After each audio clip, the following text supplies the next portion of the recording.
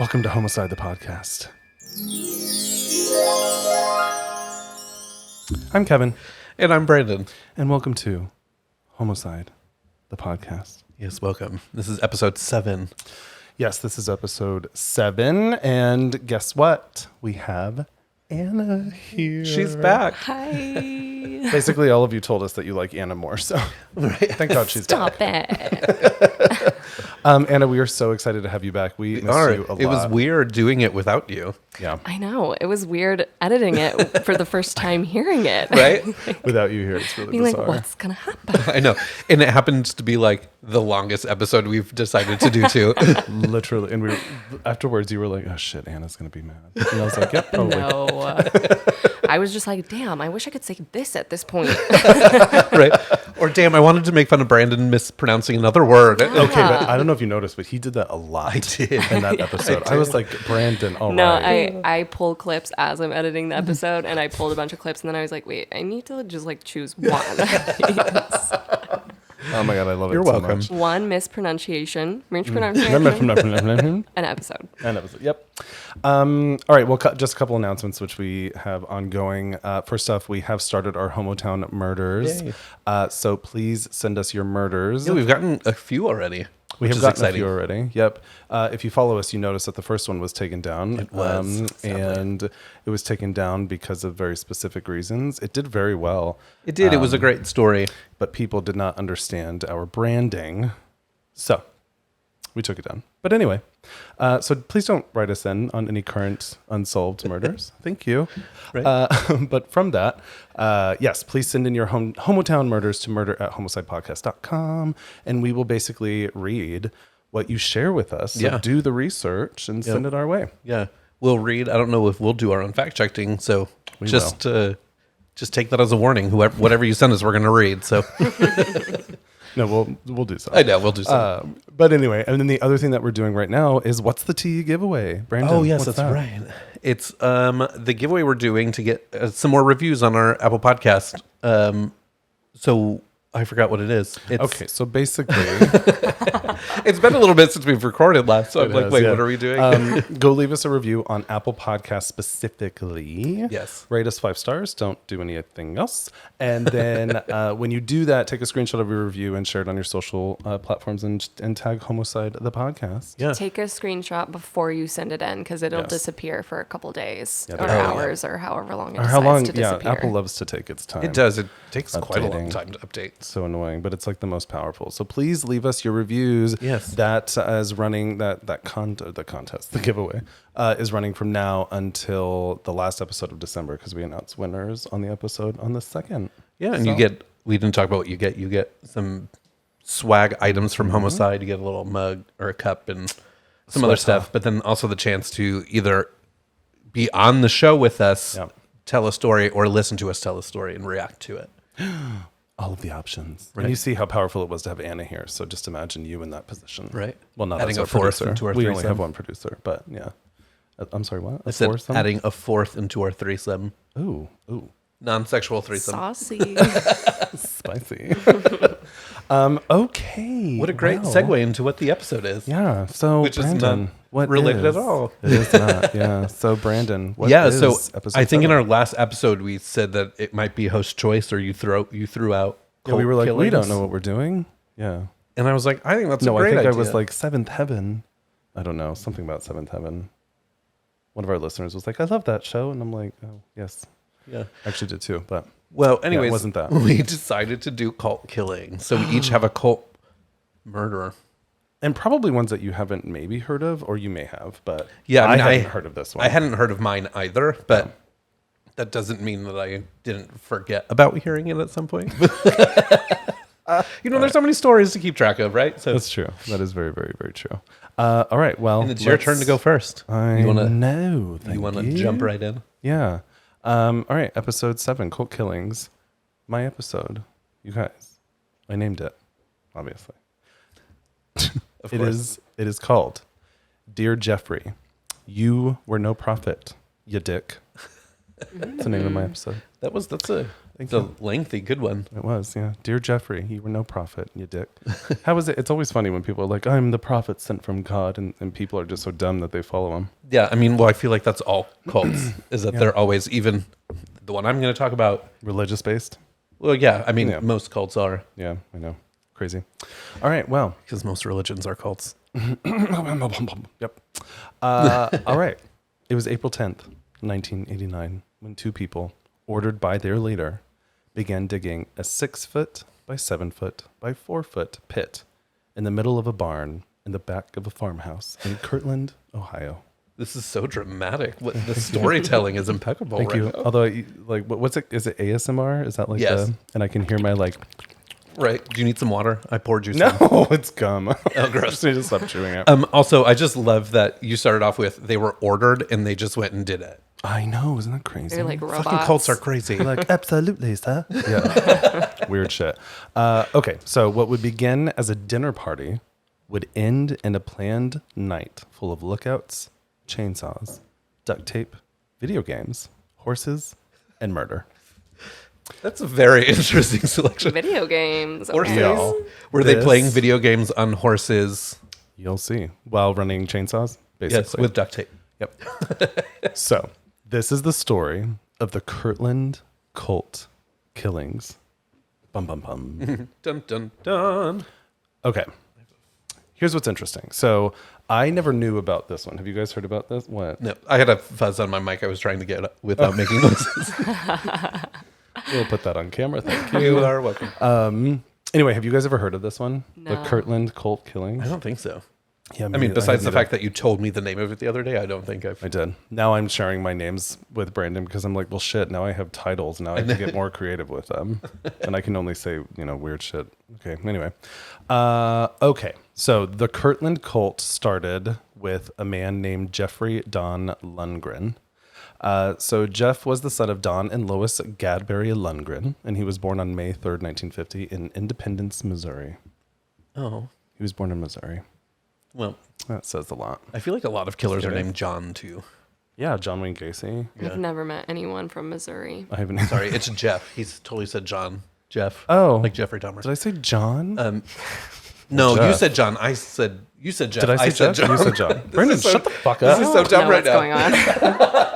I don't Brandon, know who's you've right. ruined my story. I totally did. I'm so sorry. Keep going, love. Just kidding. Okay.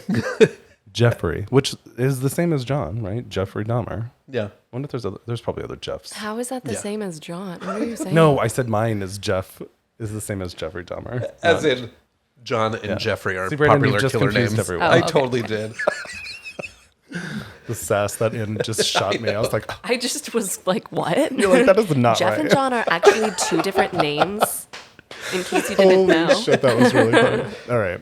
Anyways. Okay. So Jeff's dad actually worked in construction and his mom was a stay-at-home mom. Their family was actually very active participants in the local reorganized Church of Latter-day Saints, otherwise known as the RLDS. Yes. Mormons. Terrifying. Basically, they're Mormons, yeah, which is really interesting, which I did start to do a deep dive on like the LDS and the RLDS. It's a lot. I actually almost did another murder that was based off of the whatever. Yeah, but I can't remember I got it. What is it? RLDS. RLDS. Oh my God, why didn't I? Well, the Have you guys LDS. seen the Netflix documentary Yes, about about it? the guy it's that- so horrifying. It's so Yeah. disgusting. Yeah. Oh God, these people talk about cults and brainwash, all in the name of religion. So these guys were Mormons. Okay. So it is said that Don, Jeff's dad, was actually very strict and would seriously punish them for little childish things. So his mom was also said to be like distant and inflexible, which is really weird to describe her. But because my mind went right to like, oh, she doesn't Her do. body. Yeah, the girl should have done yoga, but like she's not. That's not what it means. But Like anyway, morally. yeah. So according Do to yoga. according to Jeff, he says that he was physically abused as a child, but those allegations were never confirmed. But he did say them. So while he was growing up, he had very few friends, and he was considered an arrogant person who was a loner by all of his former classmates. So he was also known through witness accounts to abuse animals, once nailing a rabbit to a piece of wood before beating it to death. Oh my gosh. Like, we should have known. Yes, All right, so Jeff's dad had a passion for hunting and guns, naturally. of course. And so as Jeff got older, Don, his dad, would spend hours teaching him how to care for and maintain firearms, eventually teaching him how to use them for hunting and survival. Survival. That's So an I kind of interesting got way to stuck on put that too. I'm like, what was he teaching him to do for survival? Because hunting is just, I mean, that makes sense. Survival's like, yeah, I guess they go hand in hand, yeah. right? I don't know. All right, so Jeff. So basically, he taught him how to kill someone. That's all that was. Sure. Which will come into play. All right, Jeff graduated high school and enrolled at Central Missouri State University, where he majored in electronics. Didn't know that was a major. And during his sophomore year, spent a majority of his time at the RLDS student house. There is where he met two people named Keith Johnson and Alice Keeler. Both are important figures, but Alice specifically. So Alice Keeler, who had a bit of a rough time after she turned 12 due to her dad being diagnosed with MS. Because of that diagnosis, he actually ended up turning violent due to the medications that he took, and her mom ended up working full time. She had siblings. So she actually had to take care of both her dad and her siblings during the day. So it kind of forced her into, Yeah. being a little bit of a loner herself. And so she also dove into their local church group, also Mormon. So with that, she graduated high school and also enrolled at Central Missouri State University. So she became even more active in her church group and started to fall for Jeff, who also was in the church group through their school. And so they started spending a lot of time together. And by 1969, Alice got pregnant. And her and Jeff ended up dropping out of college. And if you know anything about Mormonism, that was not good. No, yeah, because, that having sex Yeah. without being married, that's a big thing. Premarital sexual intercourse. Yeah. So Jeff's parents were so disappointed that they actually refused to attend the couple's wedding in 1970, which I thought was interesting. So, although they're never mentioned again. Oh. So anyway, Jeff then listed in the U.S. Navy and served about 4 years as an electronics technician before he received an honorable discharge in July of 1974. While he was serving, his first son, Damon Paul, and his second son, Jason Don, were both born. So both Jeff and Alice were living in San Diego, which is where he was stationed, when he was discharged. And then shortly after him being discharged, he became even more active in the RLDS church and would often seek out friends that he could convert to their faith. Ew. That's so creepy. I agree. So Leave people alone. thank you. So anyway, due to Jeff's horrible attitude and irresponsibility, Jeff could not hold down a job. So they decided to move back to Independence, Missouri, which is where he was born. And by June of 1979, their third kid, her name was Kristen Michelle, was born. So after that, Jeff apparently became fairly abusive and would abuse Alice, who's now his wife, and his children. And at one point, Jeff pushed Alice down a flight of stairs so hard that it caused her spleen to rupture, Oh my gosh. which sent her to the hospital, obviously. That's how hard you have to throw somebody for that to happen. Also rude. Yeah. But why are hard. the most religious people the So most abusive? I know, I agree. Because they've got a God complex. Yeah. Wonder why. Because all I have to do is do 4 Hail Marys and Our Father and I'll be saved. That's I know. Catholicism. That's my experience with religion. Oh, God. All right, so cut to 1980. Their fourth child, Caleb Matthew, is actually born. So I put in here that it's actually worth noting that it said that the last 2 of their kids were purposeful from Alice because she really wanted to make sure that she held her marriage together and wanted to curtail Jeff's wandering eye. Oh, so she just said, I'm going to have babies with this man so he doesn't leave me. They had already had their other kids, but they purposely, I'm gonna continue to have more children. got 2, more. So in 1981, Which is never a reason to stay with someone. no, or a reason to fill a void in your life. Yeah, no. If you have a void in your life, don't have a child. No, don't bring Don't have children a child just to stay with somebody. Hello. No, that's gross. Yeah, weird. Anna, do you have anything to say about that? I just think that most of the time when men become parents, they ruin women's lives. So I don't know why having more kids with a guy that hates you is going to make your life does that actually better. make sense? Yeah. It's not. Weird. It's just He's not, just going to become more and more detached. Exactly. Like, Alice, what were you doing? All right, so 1981, Jeff was asked to join the RLDS lay priesthood, but this is also when he says he lost all faith in the church and its teachings. So apparently, allowing women to be ordained as priests in the RLDS is what really pissed him off the most. well, of course. Yep. So from Because there, he's a white male. sure, Straight and Mormon. white male. And I don't actually know too much about Mormonism in general, but isn't the RLDS the one where polygamy is a thing? that's Yes. LDS. Oh, what? That's one What's of the difference? DSs. RLDS So- and LDS are different. Well, there's a There is a bunch of different difference. Mormonisms that are Yeah. out there. Yeah. Forms of Mormonism. The LDS is the Netflix one. Yeah. So that's where like the polygamy is a thing. RLDS are just is regular not. Mormons. Yes. Like they But just that's- wear regular clothes and I think so. But it's called Like the Real Housewives Reorganized. are part of What? Really? the Real Housewives of Utah or of Salt Lake. Oh yeah, anybody Not from Utah. Of Salt Lake.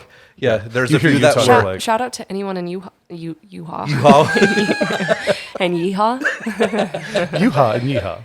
Shout out. That's really funny. The Yeah, well, Mormons. and I actually went to high school with quite a few people that were Mormons. In fact, Oh, there were a ton of Mormons in my high in school. yours, yeah. we had a Mormon family that lived down the street that was really trying to get my mom or my adopted mom to like convert to them. We lived on a farm. They lived on a farm. We used to have dual family slaughter production lines for slaughtering chickens. It was fucked up. Yeah, Kevin's life Yeah. is so Fucking interesting. weird. And I know my adopted sister Brianne listens to this, and she was a part of it. So yeah, really That's weird awful. shit. And my Like you would adopted just mom, like take a chicken, chop it, go yeah, down basically the line. like, and they wanted me to join them in to do the chopping, and I was like, fuck y'all, I ain't doing that. And so I was like in charge of, after they like boiled them for a little bit, like plucking their feathers out. It was horrible. awful. It was Ew. awful. Like I hated Like I it. get A that's moment part for of life. Kevin's but- trauma. I know there's a lot more. I mean, you heard my rooster story about my adopted mom making me kill the rooster in class. Were you there that day? Yeah. Yeah, fucked up shit. Which again, Okay, but nobody on the podcast that's listening No. was there to listen to that. So what's that story before we get back to? I don't want to say. I mean, we can save it for another day. No, because now everyone's gonna be like, tell know. it. Suspense. I know, suspense. Okay, real quickly. There was one day when I was in high school where I took care of the chickens on our farm. Okay, so we lived on a farm in Berthoud, Colorado. I took care of all of the chickens in general. We had a lot because we had a whole chicken coop in our barn. Yeah. And anyway, one day I was in charge of giving them food and water, opening their chicken coop, all that kind of shit every day. And so one morning I just forgot somehow. I don't know how, but I forgot to let them out. And I think it was probably because I was out there late doing whatever and collecting eggs and just did shit at night that I just forgot that morning. Or whatever. I had so many fucking chores as a goddamn, 14-year-old or 15-year-old that it's like...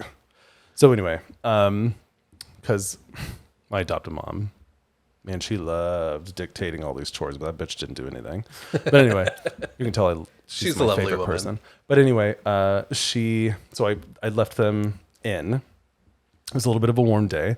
And so I got back home from high school and the chicken coop was still closed. And I walk into my adopted mom being such an asshole, angry at me for not letting them out of the chicken coop. So I'm like, why? And, I was starting to be a little bit sassy at that time. Now I'm like a lot. But I was like, why would you not let them out? Because it was still closed and it was hot.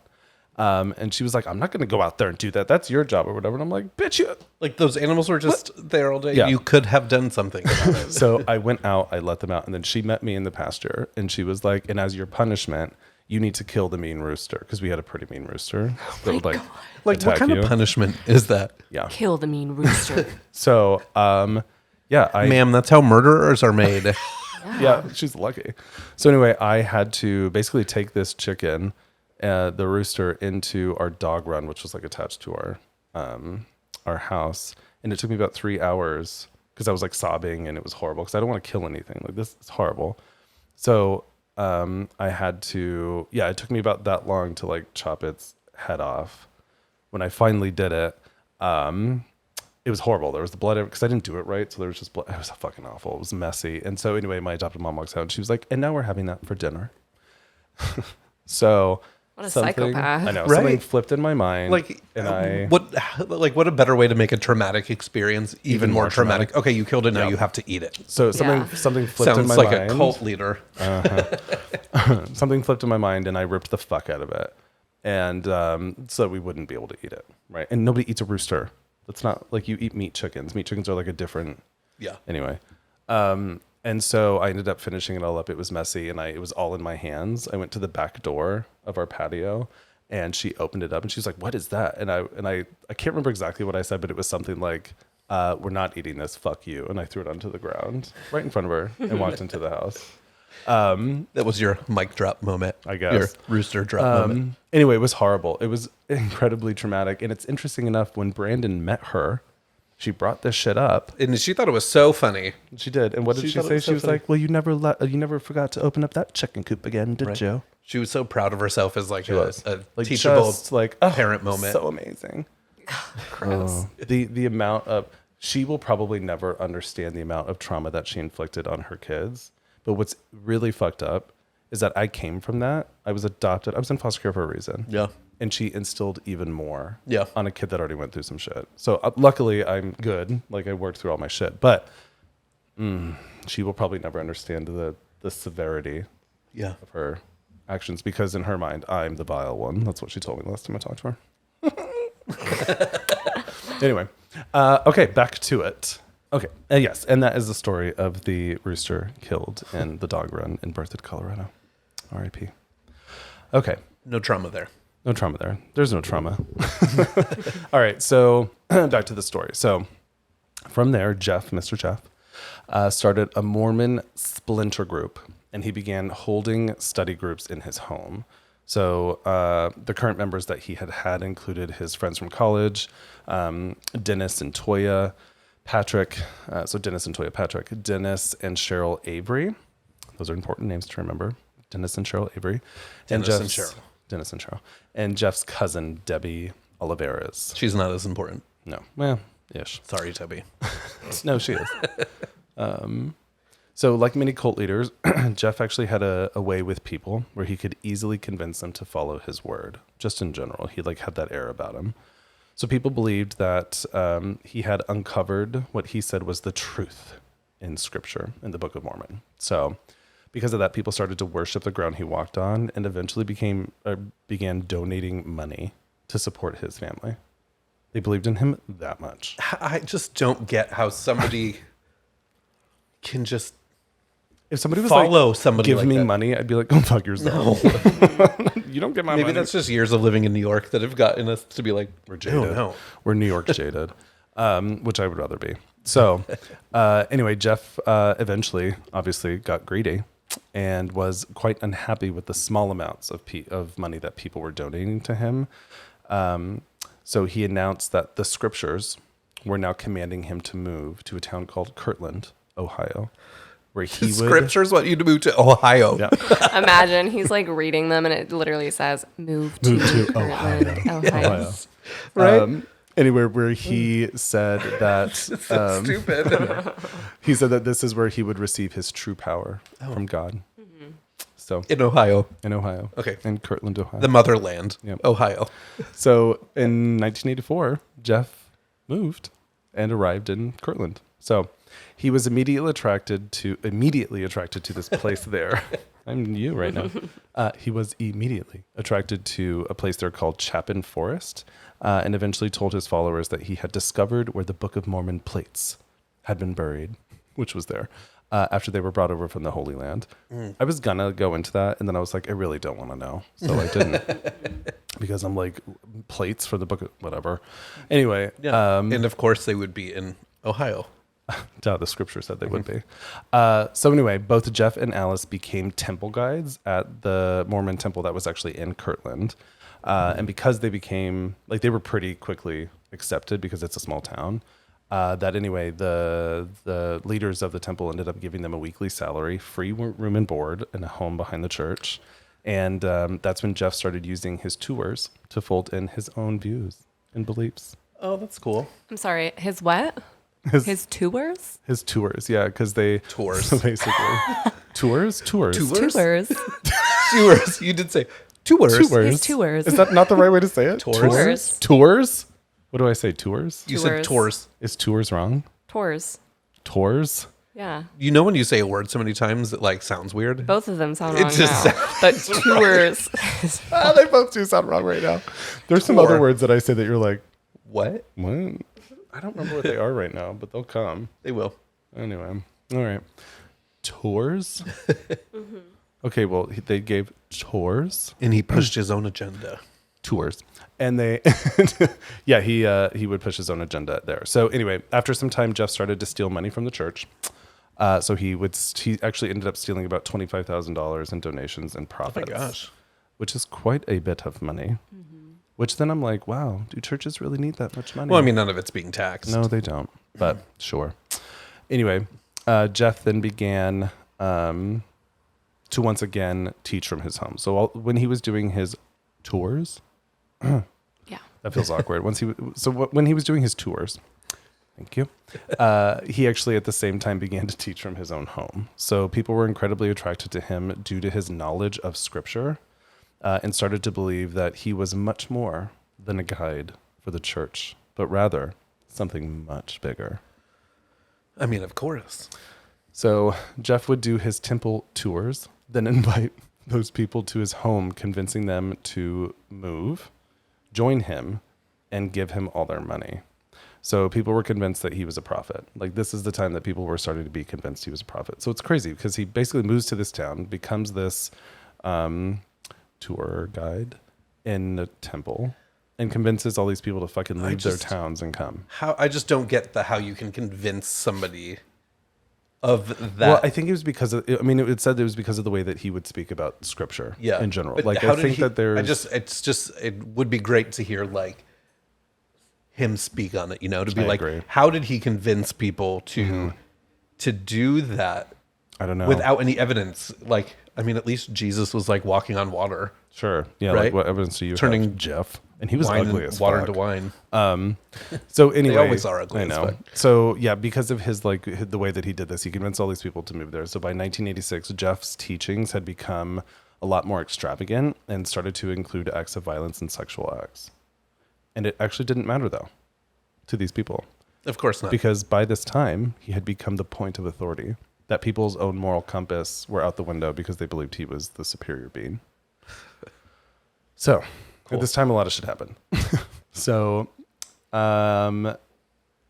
he ended up getting, I think he was already fired. Maybe not yet. Anyway, in his home environment, he actually would start to say shit to people. He claimed that there were 2 specific dates for the return of Christ, claiming that Jesus would return and destroy everyone except those deemed righteous. Why is it always doomed to those who don't follow? My religious biological family say the same shit. I'm like, okay. You have the So- second coming of Christ. Sure. So anyway, both dates ended up passing. So Jeff then As they said do. that he had a vision that the group had to seize the local temple on his birthday and included and created a hit list for local RLDS church officials and residents that would be executed if they got in his way. Oh. He called this the ultimate cleansing and said it would trigger the apocalypse. So by this time he was fired. Like, he wasn't That's there anymore. called terrorism. Right? Right? It totally is. So anyway, they built an arsenal. So all of these people, his followers, built an arsenal and became a bit more militant. So they would like practice military things on, like, it's fucking weird. So anyway, they even staged a couple the cops actually caught on a little bit at some point about like stuff that was happening. So they kind of started to look out for them. And because of this, they questioned Jeff, and nothing came about it or whatever. But because of the questioning, Jeff eventually staged a couple of people in an apartment across from the police station so they could monitor the police. Now, what does that sound like? Scientology. Well, Right? yes, it does. Yeah. So also crazy. I mean, It it's sounds like in crazy. Clearwater, Florida, there, everywhere there, They sure are. So anyway, in the politics and everything. so by April 1987, the Avery family, remember those 2 that I said at the beginning, who were a part of his like following at first, they were the ones that originally joined Jeff in Independence, Missouri, moved to Kirtland to join them. So what they didn't know when they moved there is that both Jeff and his wife Alice really did not like them at all. And so shortly after their arrival, Alice actually went to Jeff and she was like, "Why did you let them come here?" And he simply replied to her and said, "So I can get their money." So, Honest king. Right? thank you for your transparency. Yeah. I'm just here to steal from them. That's all.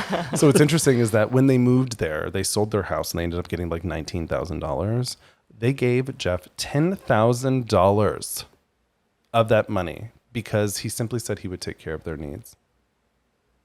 And did he? I'm assuming he killed Depends them. on what their needs were. But anyway, how crazy is that though? That's insane. I would never, I would never do that. There's No. no one in my life that could convince me. Even if there was like, okay, let's say that a casting director came to me and they were like, "If you give me $10,000, I'll put you in this movie." I would say, "No, thank you. Yeah. I'm not giving you my money." No. That's the only way that I can relate it because maybe I would question it. But no. Anyway, so But not enough to do it. not enough to do it. No, thank you.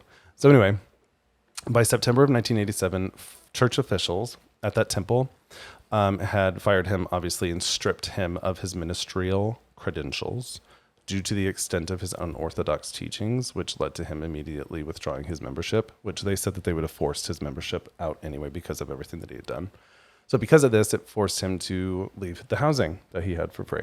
So this was actually when he had gotten fired and all that. So Jeff, when the Averys came, there was a realtor that was local that he knew that was showing them, like a landlord, that was showing them some properties. There was this farmhouse that Jeff was like looked at with the Averys, but never addressed. And the Averys went to somewhere else, but he kept this farmhouse in his mind.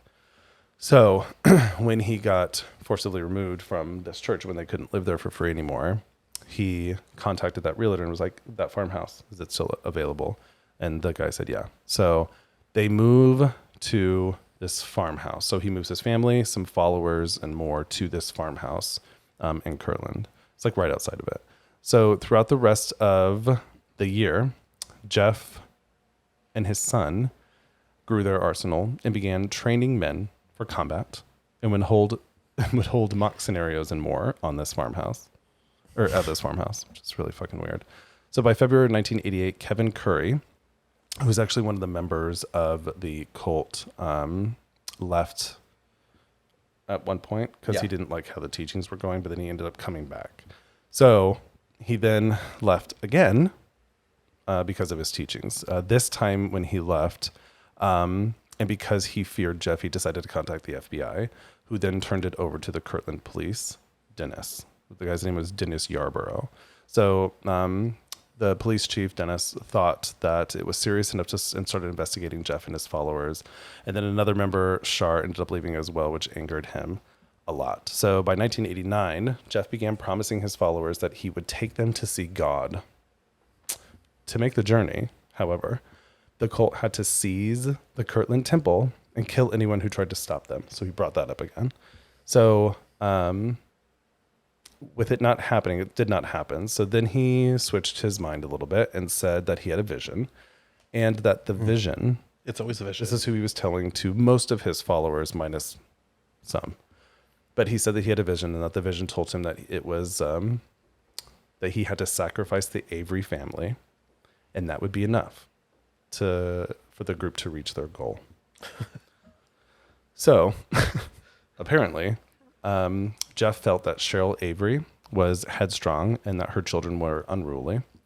And at the same time, Dennis also began to question Jeff's teachings during class, like outwardly would question him. And so since no one ever questioned Jeff, naturally as a cult leader, right? Yeah, This sounds like Trump. People in the group couldn't understand why Dennis would ever question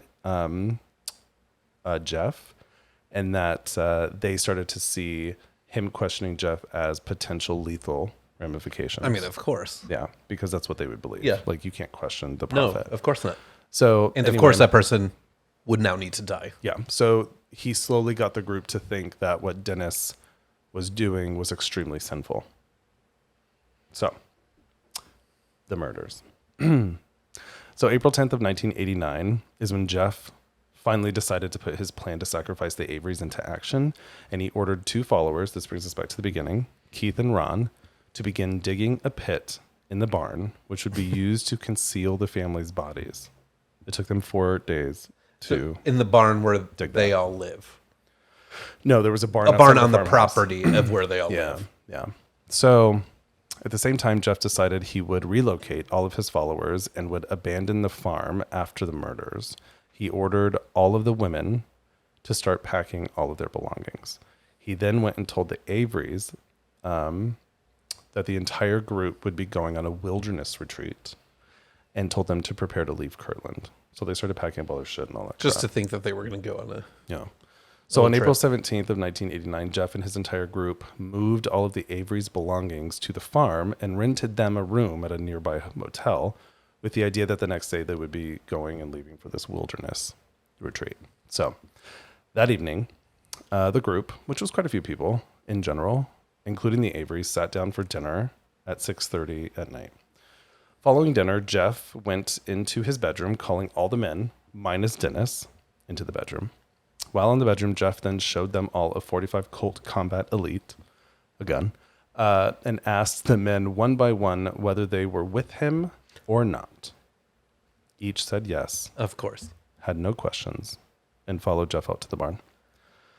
In the barn is where Jeff laid out the plan. So what they would do, and this gets pretty rough, what they would do is they would bring, this is what he was telling everybody, we're going to bring out every member of the Avery family out into the barn.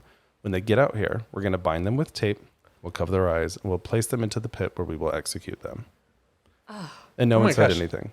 And they were just like, okay, Yep. okay, let's do that. That So- doesn't sound like a sin. No. At all. No. So no one questions anything. There were no questions. And apparently, after he spoke, Jeff just looked at this guy, Ron Luff, and said, let's do it. So No. this was hard to write down. But anyway, so Ron left the barn and went back to the house where he asked Dennis first to come out to the barn to give him a hand preparing equipment for the trip. Dennis agreed and followed. So as they're walking to there, a voice says, here they come. Because everyone had a role in this.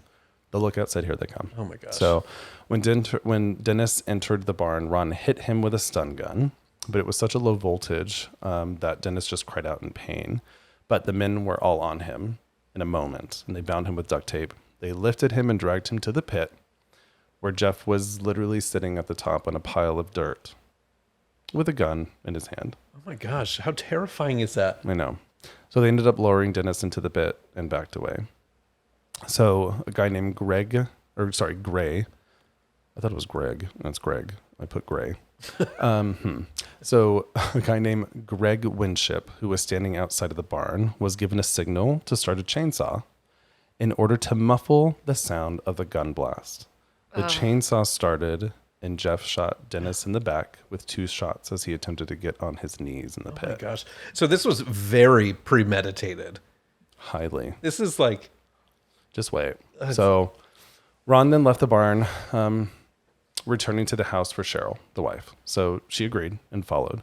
Once she entered the barn, they attempted to stun gun again, but it failed.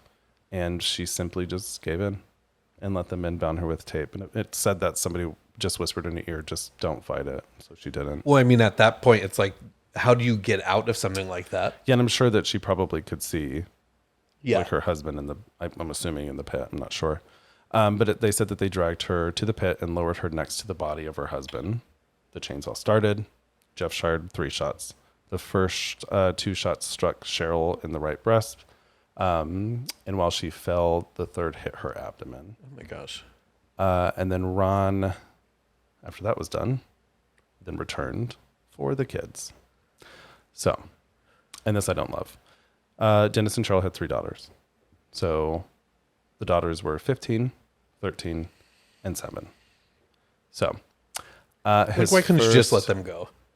Oh, so when Ron came back into the house, nobody could hear anything because of the chainsaw. So he returned to the house, and all the girls were in the living room playing video games and discussing the exciting trip that they were about to take the next day.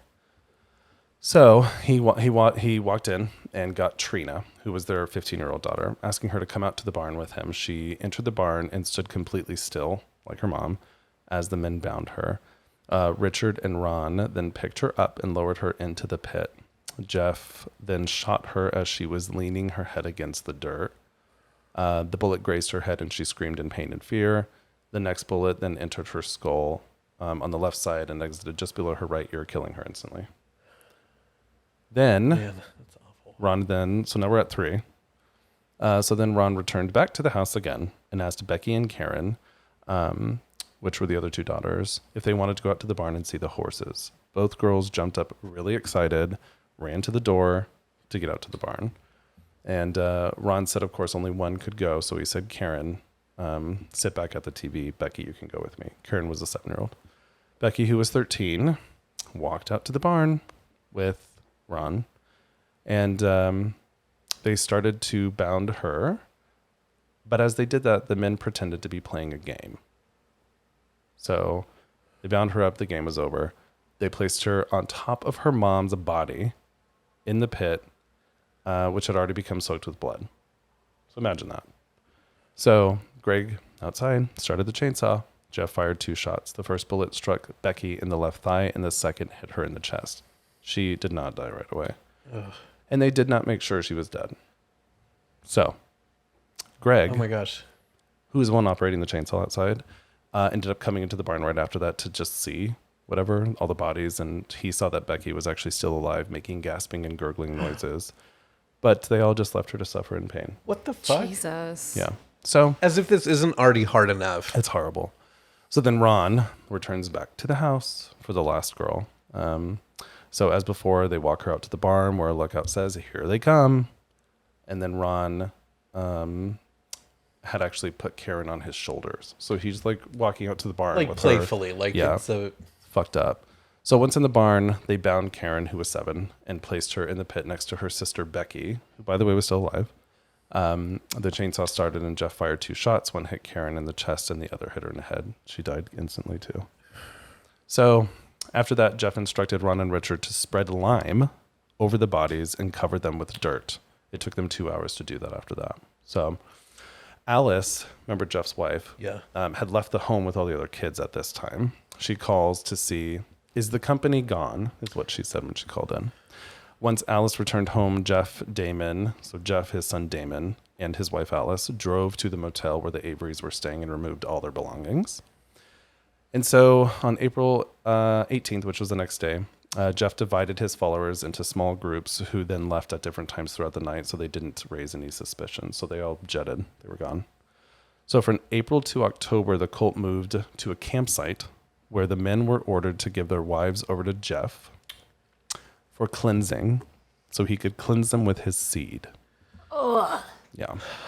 So he would brag about... So in general, he would brag about the murders and I everyone... mean, of course, why wouldn't he? Yeah. And the thing that he loved the most was that everyone feared him because of the murders. Because I it was mean, proof yeah. that he would just kill you. But So- also, you all fell in line with it. Any one of you could have stopped that any moment in time, but you didn't. Exactly. So the camp started to fall apart, obviously, as people started questioning Jeff's teachings and his status as a prophet. So by the 13th of October, Jeff decided to abandon the camp and travel to Missouri, where they stayed in a barn.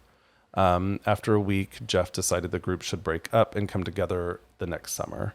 And so at that time, each man was instructed to go get a job, provide for his family, and save money to give to Jeff when they returned. So he was running out of money. So he was like, okay, new plan. Yeah. So Go do Richard, this and give it to me.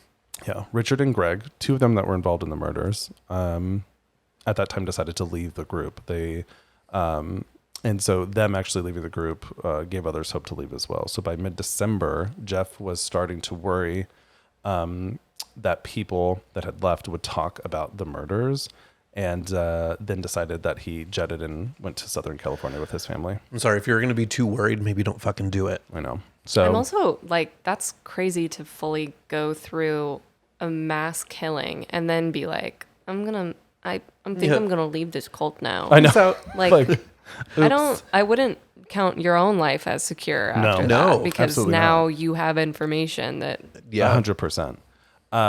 So anyway, when Jeff and his family got to Southern California, they rented a storage locker, stored all their guns and supplies and all that shit. So by New Year's Eve, Keith Johnson, also a part of it, could no longer live with his guilt and ended up contacting an informant friend who arranged a meeting with the Kansas City agents. That's where he was. So during this meeting, Keith spilled literally everything. He drew a map to the bodies, all of it. The investigators in Kansas City didn't really believe him, but they faxed over everything, including the map to FBI in Cleveland, Ohio. They also didn't really believe him. And so no action. I feel like that's something that's yeah, seems like a wild story. Exactly. So the FBI were like, and instead contacted this Kansas City agency, and they were like, here's the Kirtland Police Department. I would maybe talk to them. So so basically they did. Chief Yarborough, who was the one that was like, these guys are a little bit odd, let me investigate them, but nothing came about it, received it. And he was like, oh, okay. So he then assigned Deputy Ron Andolsick to check on the whereabouts of the Avery family. Obviously, they were unable to locate that family. So then they contacted the owner of the farmhouse and said, can we please search this property? Because they knew that they had last been there and had picked up and left. So on January 3rd of 1990, both Yarborough and Andolsick, I did not say that right the first time, took the map made by Keith Johnson and located an area in the northeast corner of the barn that appeared to have been disturbed. Because when they were leaving, Jeff also said cover it with trash bags. So they lime, dirt, trash bags. So when they got that, they were like, we probably need to maybe dig here. So they started digging, and after just a few inches into the plot, the men were overcome with a pungent smell. And then shortly after 9 p.m. and 30 inches below the surface, they discovered the first body. Because basically they just threw them all on top of each other. Yeah, and then just covered them. Okay, so arrest and trial. As the news of the discovery hit the news, members of the cult began coming forward one by one to tell their version of the events, hoping to receive leniency, obviously.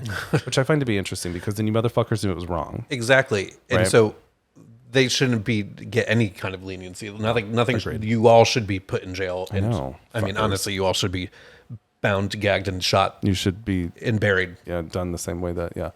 So Lake County prosecutor Stephen Latourte wasted no time in obtaining search warrants for Jeff, Alice, Damon, Ron Luff, Susan Luff, Richard Brand, Greg Winship, Danny Kraft, Deborah Olivares, Sharon Blunchley, Dennis Patrick, Tanya Patrick, and Catherine Johnson. Those are all the people present. So almost all minus Jeff, Alice, Damon, Danny Kraft, and Kathy Johnson were arrested pretty quickly. So by January 5th, Jeff, who was in Southern California, contacted his mother-in-law, Alice's mom, Donna Keeler, and asked her to drive to him to pick up her grandchildren. And so Donna contacted the police, obviously, and relayed the information to ATF agencies. So Jeff, Alice, and Damon were all arrested at a motel just outside the Mexico border because they were planning to run. So on January 10th, a San Diego patrol unit spotted Danny and Kathy traveling west on Route 78, and they were also arrested. So March 7th, 1990, Richard Brand pleaded guilty to 5 counts of murder in exchange for leniency on the premise that he would cooperate with the state.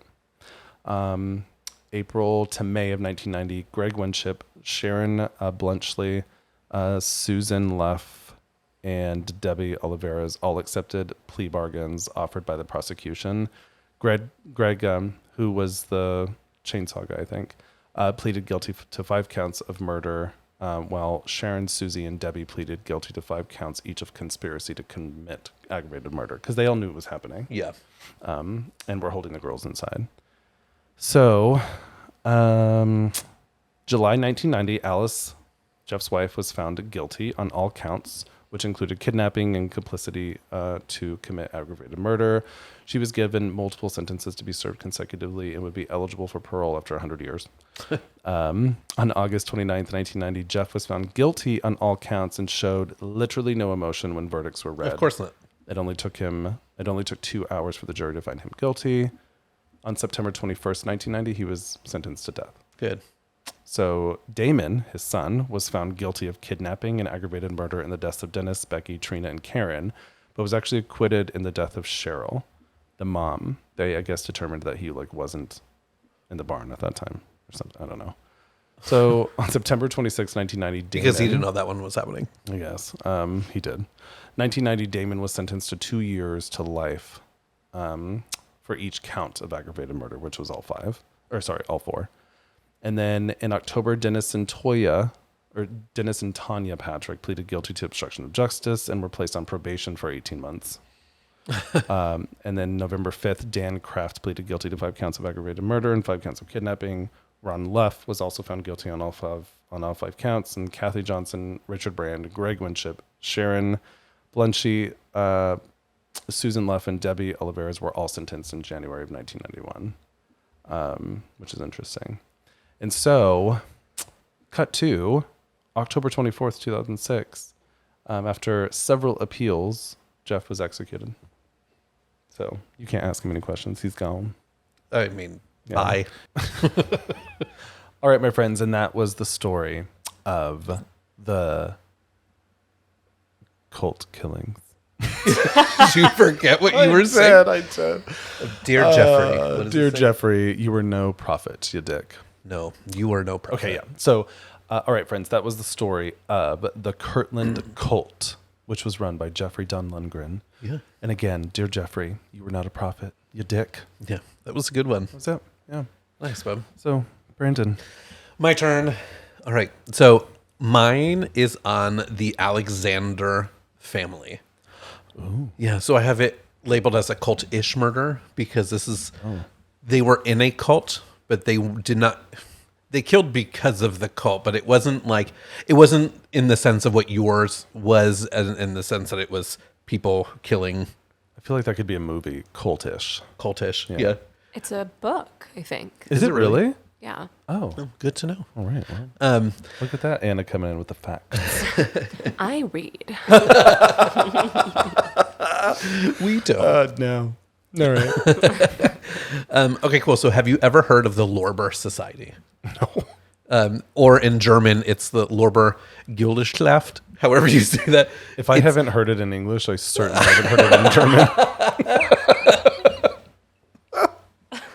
Really? Yeah. Oh.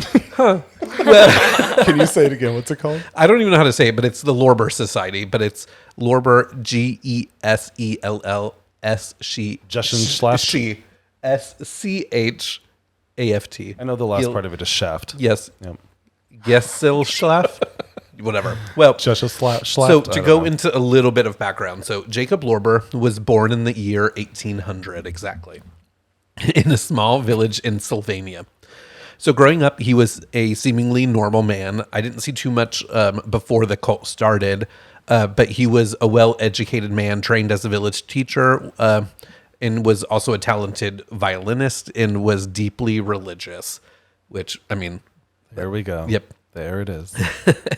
So by the time it hit 1840, Lorber was 40 years old, and something weird started to happen to him. He started to hear a voice in his head that he said felt like it came from deep within himself, somewhere near the vicinity of his heart. So he was possessed. Yeah.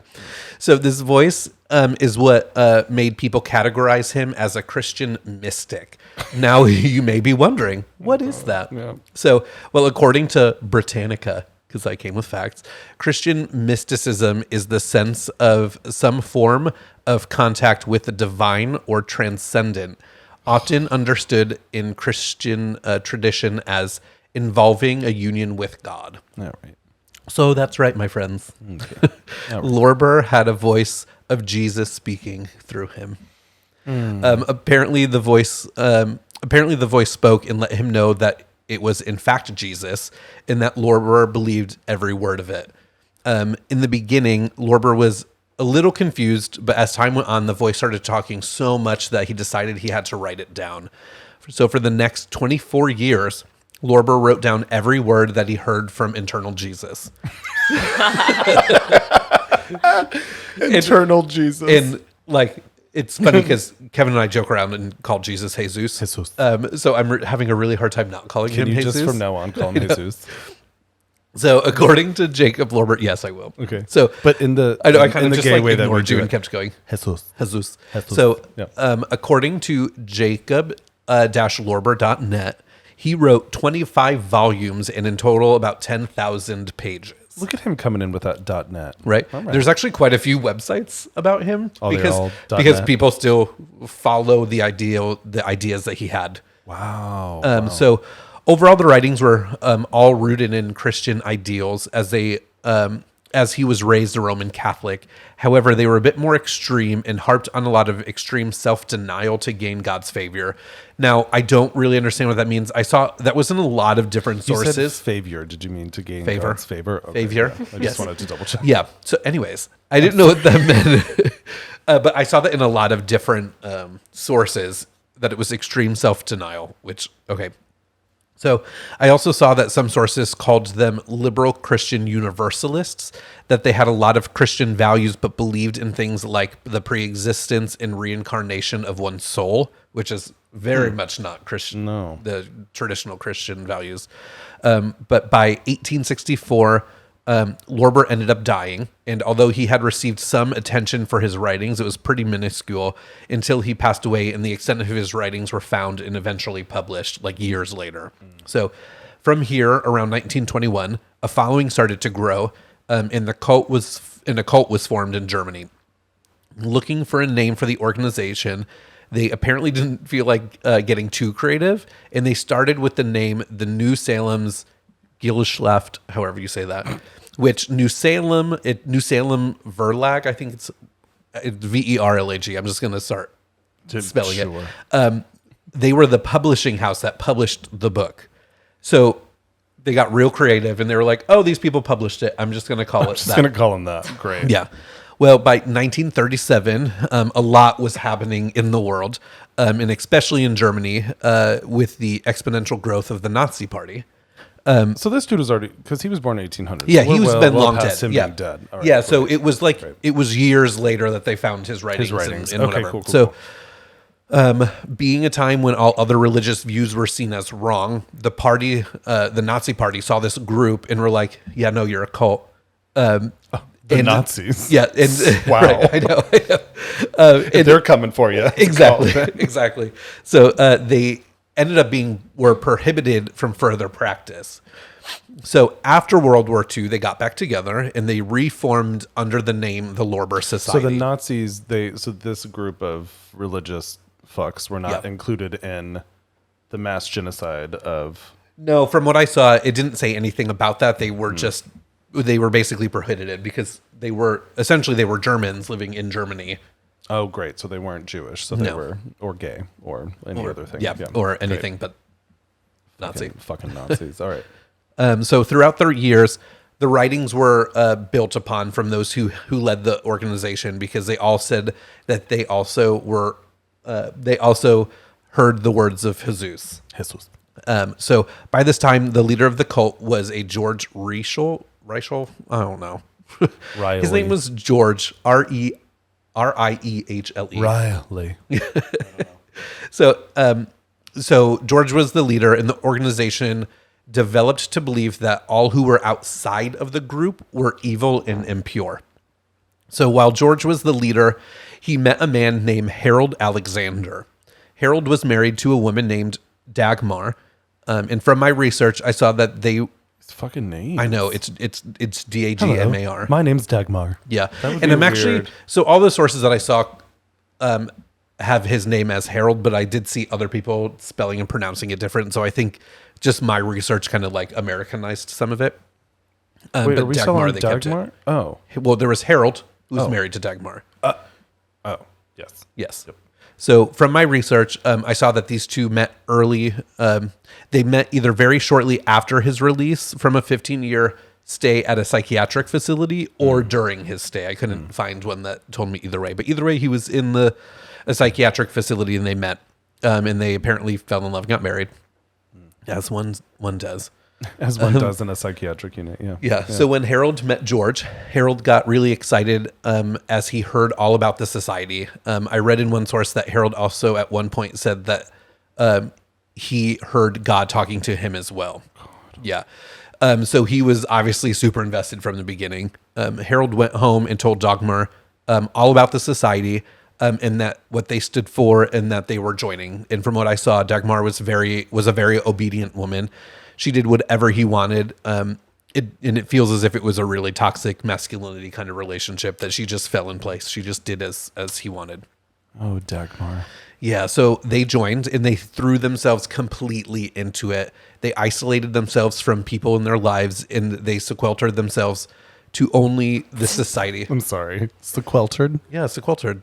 Sequestered. Sequestered. Yeah. Whatever. It's even underlined red because I spelt it wrong. So He spelled it sequestered. I did sequestered, and it's underlined.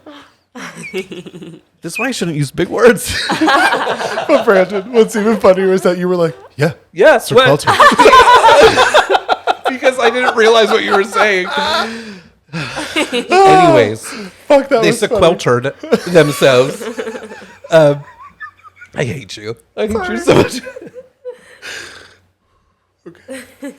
Brandon, that one was good. You're good. You're good. Thank you I for don't that know. moment. Anyways, All right. I forgive you. We now need to always say sequestered. shut the fuck up. Anyways, so basically they kept away from everyone. And instantly George and Harold became really close. So everybody else in their life they just saw as evil. So they just really stuck to only the people in the group. So soon after they joined, George ended up getting really sick and it progressed really quickly and he eventually died. Very soon after that, Harold and Dagmar After became... they sequestered themselves. I mean, I didn't see what happened. I couldn't see anywhere. Okay. I'm trying to get over it. I can't. Okay, I'm trying. So I didn't see what happened to him, but whatever it was, it happened really quick. So once George died, Harold started to tell everyone that before his death, George called for him. When Harold got there, George knew that he was dying and that he wanted him to take over as the leader of the Lorber Society. Is it Lorber or Lober? Lober. Lober Society. Okay. No, it's Lorber. I had it. Oh, it's Lorber. You're looking at my notes. It's spelled I am. wrong there. Okay, It's cool. Lorber. Lorber. From what we just decided, you shouldn't I know. look Okay, at the I'll look at my own the screen. spelling on my screen. Sequestered. Fuck. Anyways, Harold was obviously super excited to take over, and for some reason, everybody just went with it. They were like, "Okay, cool, let's do it." So, to me, this feels really fucking weird because they had just joined the organization, and nobody seems to care. So, everything I read for a short period of time, everything stayed the same. Nothing was different until one day when Harold told them that he heard from God, and that God said there would be a prophet. Because, there's always prophets in cults. Feels like God's been saying that a lot. Right. Yeah. All right. And he said that it would be the next prophet of God. And Harold told everyone that as soon as he saw the person, he would immediately know that that was the prophet. So they didn't know who it was yet. But as soon as Harold saw them and said, yes, that is who it is, that's who it was. Okay. So in hindsight, this was him starting to groom the people of the group. More than they already were. He started to tell them that when the prophet comes, that everyone, including himself, will have to do whatever the prophet says. It doesn't matter how strange or odd the requests were, that they had to do it. And he told them that they told them they told them that they had to do what. Oh my gosh. I should literally just read the words. I'm trying to change it. They had to do it, and he told them this over and over. Repeatedly told them until they believed it, and eventually they did. Jesus. So after a couple years, Harold and Dagmar had a baby girl named Marina, and they had their second child on the way, a baby boy named Frank. So instantly, Harold laid his eyes on Frank, and immediately he knew. Oh, of course. It My was the own prophet. child is the prophet. Yep.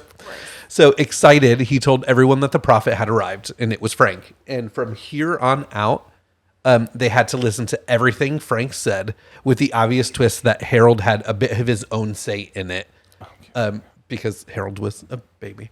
And everyone agreed. No question. They were like, yes, Frank. Frank was the baby. Yes, because the next prophet will be named Frank. They had to listen to everything that Frank, the infant, said. Yes. So, Good. yeah. So for the next few years, this kid Frank grew up to be catered to. Anything he wanted, he got. Anything he said eventually said, people did.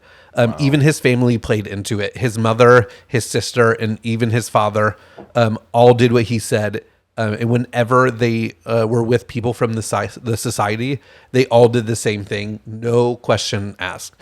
So obviously Frank started to grow up to be a really cool and humble human, just like myself in how I speak. So humble. He's a cool. Cool. He was cool as a cucumber. So Frank was a disaster. He was an awful person. But by the time Frank hit his teenage years, puberty started to hit. As it does. Yep. Okay. I feel like I skipped something. Okay, at some point, I did. I totally skipped through this whole section. So I'm going to jump back just a little bit when I have a note here that says, when Frank was about 2 years old, Harold and Dagmar had 2 more children, Petra and Savine, who were twins, which is pretty important. Why does Petra sound like a name? Was that the name of on Jane the Virgin? Yes, there was a Petra. Yeah. Okay. Okay. So they had 2 more kids, and then for the next few years, we'll go into that part where Frank was catered to, even his sisters, all of his sisters. So his older sister, his younger sisters, they all they all followed him. So by the time Frank hit his teenage years, he started to hit puberty. Jumping back to where I was, and with puberty comes obvious hormones. So he obviously started getting interested in girls. However, there was a caveat. Growing up, all he knew was that he was the prophet, and that people outside of the group was evil and impure, because he grew up with the idea that he was the prophet, and that everybody outside of their culture was evil. So what makes this next little bit fun is that the society was not very large, and there weren't many people in their society for Frank to be interested in. And Frank was really adamant about keeping his purity because he was scared about being unpure. So Frank went to talk to his father. He told him about his issues, and told him that he had the best solution for it. Frank then goes to tell his father that he will keep his purity by sleeping with his mother and sisters whenever he wanted to. No, sir. God, ew. Was Harold like, no? So Harold heard this and immediately agreed. 100%. No question. Wait, sorry. Who told him that? His father. His dad. Wait, Harold who's Harold? is his father. Harold is his father. Yeah. Harold. So Harold went to go talk to Harold, and Harold immediately agreed. So his father Frank immediately went to his agreed. dad and was like, I want to stay pure, so I'm going to now sleep with with mommy mommy. So and it was my Frank's sister. idea to It was Frank's, sleep yeah. with his mother. And like they were already groomed. Harold, in a sense, groomed himself to always think that whatever Frank wanted, Frank got. So he was like, yes. And so he agreed that it's too big of a risk of contaminating the prophet of God.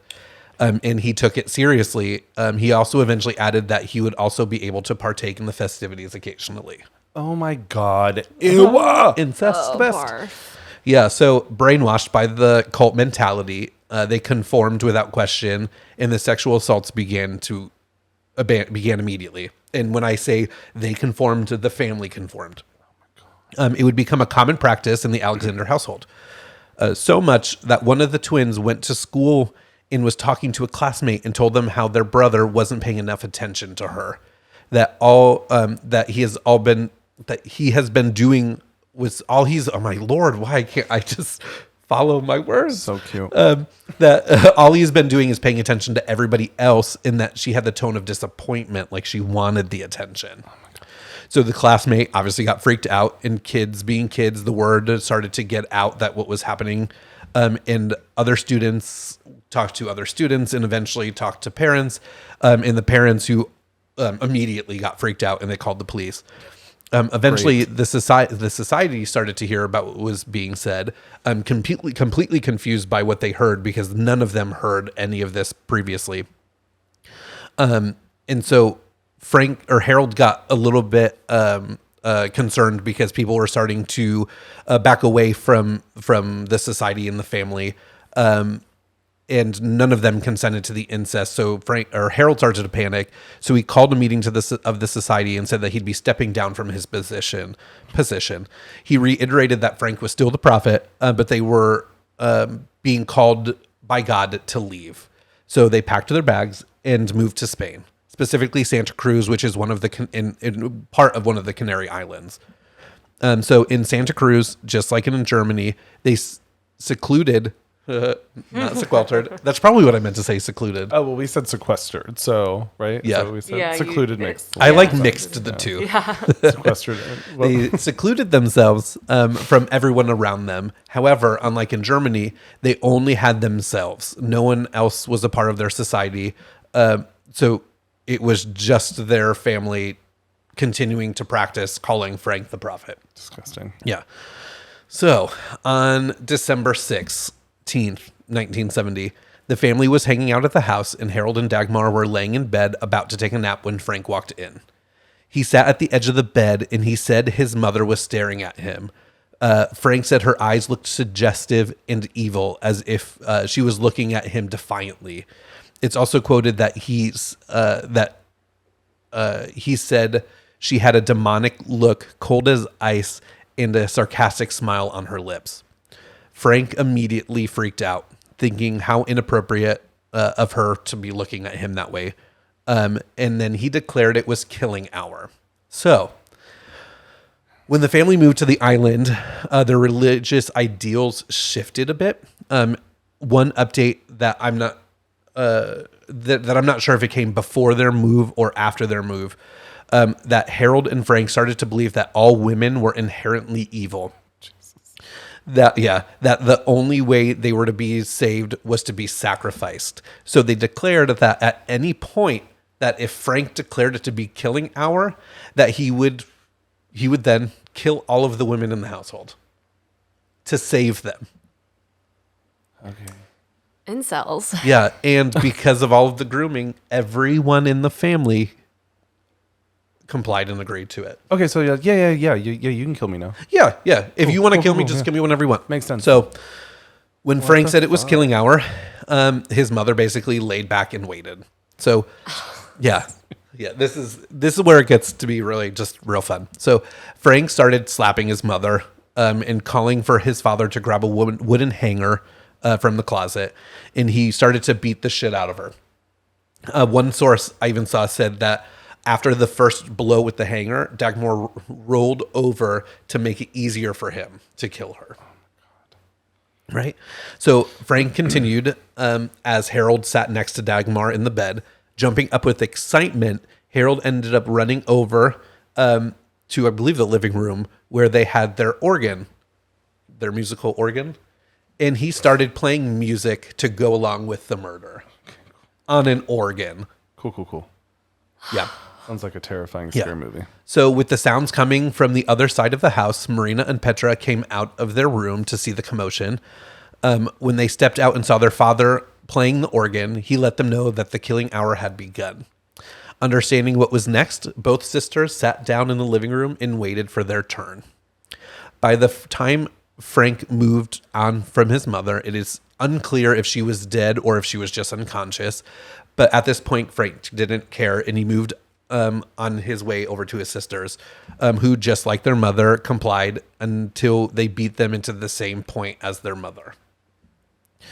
At this point, Frank decided that he needs to finish the sacrifice. He got Harold to grab a hammer, a razor, and pruning shears.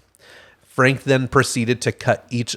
Okay, this gets a little bit rough, but Frank then proceeded to cut off each of their nipples, their breasts, and genitalia, grabbed the hammer and nails, and affixed them to the walls of the home. Oh my lord. Yeah. He then dismembered them and removed his mother's heart, wrapped it in string, and hung it from the wall. One source even said that at one point, Frank got tired, and he ended up telling Harold that they needed to switch because Harold was playing the organ throughout this whole thing, and that he needed a break from cutting up the bodies. So they switched. Harold goes and cuts up, and Frank starts to play the organ. The next day, they got up and they decided to go talk to Sabine to let her know what happened. Now, at this point in my research, I was like, wait, who was Sabine? Yeah, who was Sabine? Yeah. So, and I have it in here. Now, you may be thinking, wait, who's Sabine again? So, Sabine was the other twin because there was 3 sisters. Wait, who's twin? Petra and Marina. Marina was the oldest. Petra was the twin of Sabine. Oh. So there was But the 3 sisters. Frank was the oldest. Frank, no, it was Marina, Frank, and then Sabine and Petra. Oh. So the night previously, Sabine was not at the apartment for the killing hour. That night, she spent the night working as a housekeeper at the home of Dr. Trenkler's. So she never went home. Dr. Trinklers? Yeah. So Harold and Frank knocked on the door at Dr. Trenkler, and Dr. Trenkler answered. When he did, he saw these 2 gentlemen standing in front of him, covered in what looked like mud and dirt, and the doctor was really creeped out. When they then told him who they were and that they wanted to talk to Sabine, he reluctantly went to grab her. She came down, and Harold immediately started to talk, and Dr. Trenkler heard everything. He hears Harold say, "Sabine, dear, we wanted you to know at once that Frank and I have just finished killing your mother and your sisters." He then hears Sabine say, "I'm sure that you've done what you thought was necessary." The doctor admittedly freaked out. And he went and ran and called the police. Yeah. The Great. police got to the doctor's house, which seemed odd that they never left, because they knew that the doctor heard everything. So they just stayed there because to them they weren't doing anything wrong. It was a killing hour. It's what happened. So the 3 ended up telling the police everything because again, to them they did nothing wrong, and because they wanted to be pure, and they cleansed their souls by cutting them apart. Obviously, Frank and Harold were arrested. Their trial took 2 years, and they were and there were talks about the death penalty. However, in that time, Frank and Harold were sent for a psychological evaluation, and they were eventually ruled as criminally insane, and they were sent to the Madrid penitentiary I'm not gonna be able to do this. Penitentiary Psychiatric Assistance Center. That's just a very long name. It is, yeah. So Sabine, because of her trauma, was scared. She begged the court to allow her to go with them, Oh my lord. which she was obviously denied. And to make this story even more fucked up, in 1990, when Harold was 61 and Frank was 36, they somehow escaped from the facility, never to be seen again. Oh my God, they're going to walk through the door right now. There is this theory, because nobody's heard from Sabine again either, that they think that they may have found And her, gotten killed her her, and killed all of them. Well, Yeah. they had unfinished business, clearly. Yeah. Ew, Sabine. Yeah. So that is What the the fuck? cult. I have cult-ish. It's still a cult murder. The Alexander family. Oh my God. Yeah. Okay, that one was Jesus. kind of rough. Yeah. And I so- don't know how it's one thing to like have one crazy person, but to like convince a whole family. Yeah. And I don't understand the idea of, okay, you tell me that at some point you're going to tell me you're going to kill me, and I just have to be cool with it. Yeah, like, And I'm going to be cool with it. and it's weird that they're like sitting on the bed, and he's just like, "It's the killing hour," and she's like, "Okay." Yeah. Like, It cool. makes me wonder what the writings were. Yeah, You know, yeah. like Yeah. Oh god, that was fucked. what? Yeah. Yeah, fuck. It was that. intense. Well, from what I've seen is that the Lorber Society didn't end up, like, the original teachings weren't as crazy as they ended up becoming. Yeah. Yeah. Ay, for ay, sure. ay. This is why I'm so removed from religion. It's terrifying. These stories. I mean, it's unpopular opinion. I think all religions are cults. I do too. Yeah, I think it's all weird. I as think, fuck, but at one point, Christianity was seen as a cult. yeah. Right. Well, that that was fucked up. Yeah. Yeah. Anna, This whole episode was fucked up. how are, It was how are you feeling? deeply disturbed. Me too. That one was fucked. I Yeah. don't like that. Yeah. I don't either. It's crazy that somebody can convince their entire family Yeah. of this murder hour, whatever, kill hour, whatever the fuck they call Killing it. hour. Killing hour. Yeah, that's just outrageous. I just Like, as I was reading it, I'm like, this all feels like a movie. yeah. No, this all feels fake. Yeah. Nope. I'm surprised. Is there not a movie about that? I didn't see anything. I feel like that's crazy that there's not. Right? Yeah, I Because actually that's agree with like that. just such a. Maybe people are like, insane I'm not touching that one because that one's fucked. Yeah, I don't know. Possibly. Yep. Oh wow, today's Scary. those were interesting. I feel like there's a lot of juicy, horrible meat to cults. This is why. Yeah. Yeah, but I think that there's more. I mean, I was seeing that there was quite a bit of. Oh, there's a lot. cult murders in Like general. we could have multiple episodes on cult Yeah. murders. Well, We'll the bring it Kool-aid, that one's crazy. The mass suicide. Oh my god, I know. know. That was And- where was that? Johannesburg or what was that? I don't There's been a remember. few. Yeah. Yeah, that one was fucked up. That Yeah. was like Jonestown? Jonestown. That's where. Yeah. Jonestown? I mean, that's like a Jonestown, I think. similar. How Yeah. do you convince people to be okay with their own deaths in Yeah. that way? They're just killing themselves. In like Yeah, a it's mass weird. group. Yeah. I'm actually surprised that we both picked ones that were not like super known. Yeah, I didn't know this one at all. Because I didn't know yours Yeah. either. Which is I didn't know that one either. Yeah. Oh God. Crazy. Craziness. All right. Well, that was episode 7, which is exciting. So as always, please rate and review, but go to Apple Podcasts and do it for right now as a 5-star. But do it so that you can be a part of our What's the Tea giveaway. Yes. And then also our Homotown murders, send those in.